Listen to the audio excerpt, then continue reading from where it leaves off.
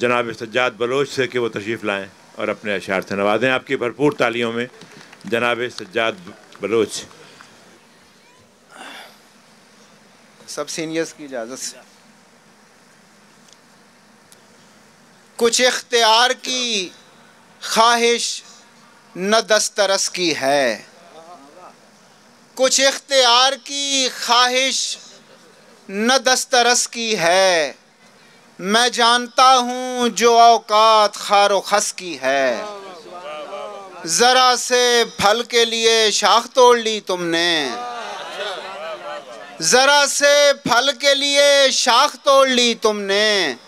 ये भूख की तो अलामत नहीं हवस की है।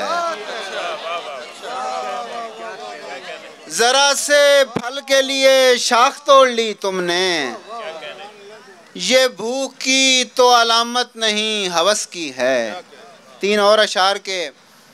पड़ गई शाम जब उस राह में बैठे बैठे, पड़ गई शाम जब उस राह में बैठे बैठे। मौजाए गर्द ने पूछा यहाँ कैसे बैठे। पड़ गई शाम जब उस राह में बैठे बैठे। क्या कहने। मौजाए गर्द ने पूछा यहाँ कैसे बैठे। हर मुसाफिर पे हमें तेरा गुमां होता था, हर मुसाफिर पे हमें तेरा गुमां होता था।